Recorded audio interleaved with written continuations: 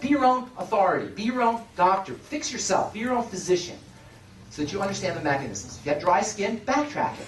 Okay, maybe I need more fats. I'm craving fatty foods. Okay, it all starts to go together. All right, so EFAs, there's two main kinds, omega-3s and omega-6s. You need them both. Some nutritionists will tell you get plenty of omega-6s, and I'm not sure about that. I don't believe that, actually. But you're on your own on that. Do your own research. The main point is you need them both.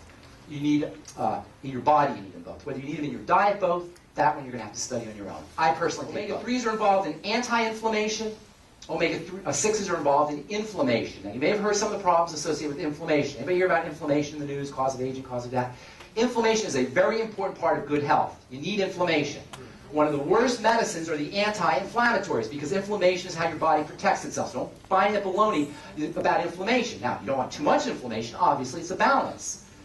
There's a lot of silly drugs out there, but the silliest are the ones that shut down the immune system and shut down inflammation because that's your body's mechanism for protecting itself. There's a drug out there, hopefully nobody in this room's on it, but I'm sure you've heard of it, that shuts down your immune system. When you have an immune reaction, like arthritis, itis means there's an inflammation somewhere, and typically that's the immune system. When you have an itis, doctors love drugs that shut down the immune system. What drug am I talking about that shuts down the immune system? Prednisone. It's I don't want to say the worst drug because there's a lot of horrible ones out there, but it's up there. I saw a movie in pharmacy school. We saw a movie where it's from the 1940s. There was a disease in the 40s that was very debilitating. Some of you may remember this disease, you little kids. People couldn't walk. Like this. What disease was that? Polio. Not polio. Not rickets. They would just walk real slowly. Not even old people, but a lot of old people. What is it? Arthritis. Rheumatoid arthritis. Rheumatoid arthritis was terrible back in the 40s and 50s. Everybody, remember? And then it just went away. You know why it went away? Because a miracle drug came out. And I saw this movie in pharmacy school. It was from the AMA meeting, American Medical Association meeting, where the drug company was real proud of their new drug, and they had this lady come up the stage, and she was at rheumatoid, and she walked real slow like this. And then the next day, they showed the movie, and she's like, woo, she's like bounding up the stairs, and like everybody gives a standing ovation, and they think it's all exciting. And the drug was prednisone.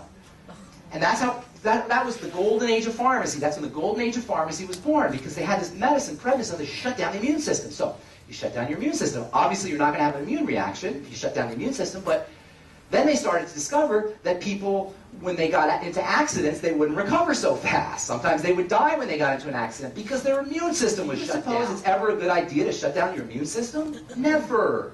Ever. You want to figure out what's triggering the immune system. And by the way, anytime the immune system is activated, it's only coming in from one of two places.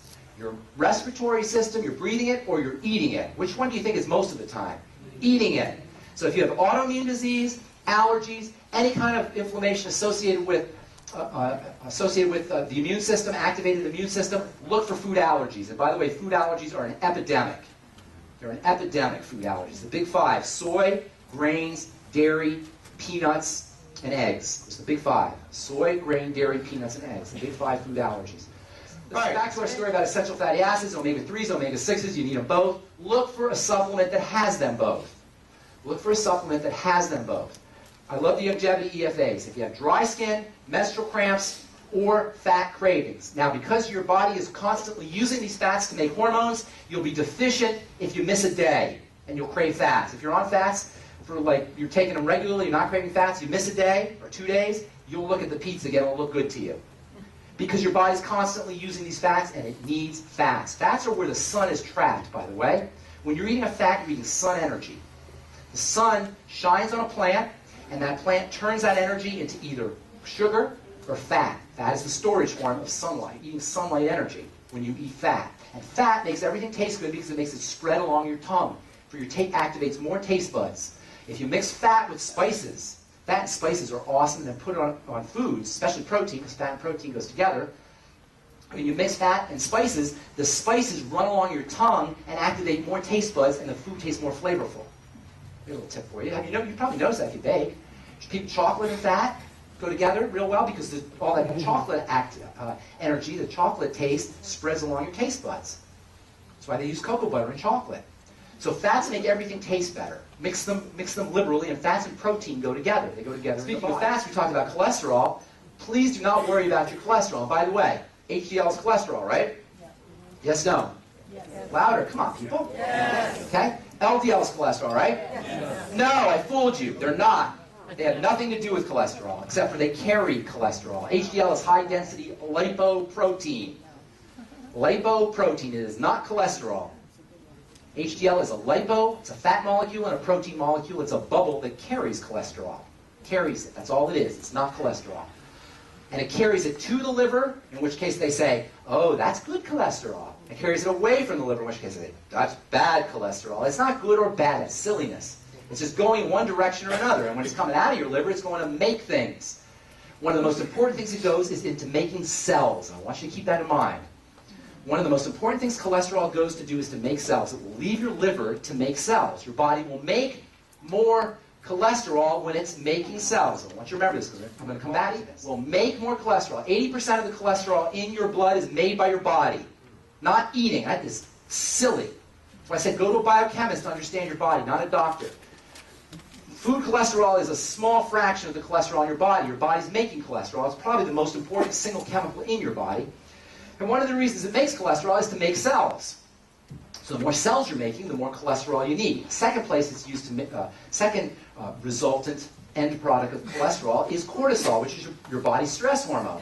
So the more stress you're under, the more cholesterol your body's going to make. The more you're making cells, and the more stress you're under. So I want to keep that in mind because I'm going to get to it in a second. So if your cholesterol is elevated, it's not because you're eating cholesterol. If you're taking a drug to shut down your body's ability to make cholesterol, you're shutting down your body's ability to make cells, which it needs to do, and to make hormones, which it needs to do. It is silly, silly, silly medicine. And you can quote me on that. Silly, silly medicine. Mevacor and Lipitor.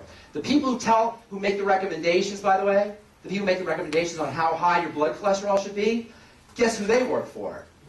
They're paid speakers for Merck, Sharp, and Dohme and the drug companies.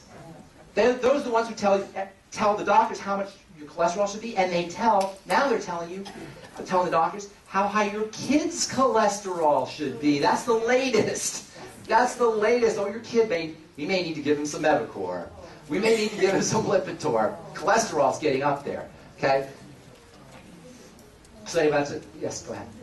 Cholesterol is involved in learning. So lowering cholesterol affects memory and affects learning. Mechanically lowering cholesterol. But I'm going to get to cholesterol here in a second. I just want to put a little seed in there because I'm going to come back to it.